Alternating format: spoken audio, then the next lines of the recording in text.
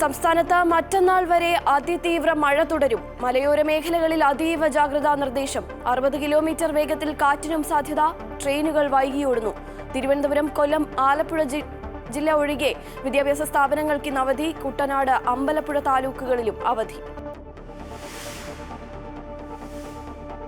നിലമ്പൂർ ഉപതെരഞ്ഞെടുപ്പിന്റെ പരസ്യപ്രചരണം നാളെ സമാപിക്കും.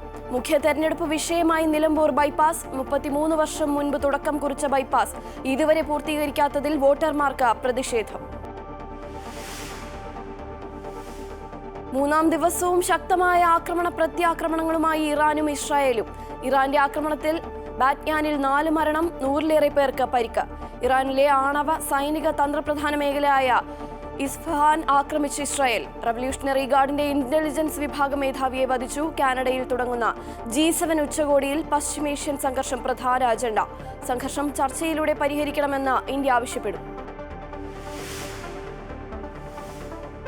ഇടുക്കി പരുന്തുംപാറ ഭൂമി കയ്യേറ്റത്തിന്റെ പേരിൽ ജില്ലാ ഭരണകൂടം ഏർപ്പെടുത്തിയ നിർമ്മാണ നിരോധനം സാധാരണക്കാരെ വലയ്ക്കുന്നു.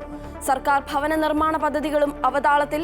പീരുമേട്, മഞ്ചുമല വില്ലേജുകളിലെ 1653 പേർക്ക് നോട്ടീസ് നൽകാൻ ഒരുങ്ങി റവന്യൂ വകുപ്പ്. തിരുവനന്തപുരത്ത് 3 മൾട്ടി ലെവൽ പാർക്കിംഗ് കേന്ദ്രങ്ങൾ കൂടി വരുന്നു. കുറഞ്ഞ നിരക്കിൽ എളുപ്പത്തിൽ പാർക്കിംഗ് സേവനങ്ങൾ ലഭ്യമാകും. അനധികൃത പാർക്കിങ്ങുകൾക്കും ഗതാഗത കുരുക്കിനും പരിഹാരമാകുമെന്ന് പ്രതീക്ഷ.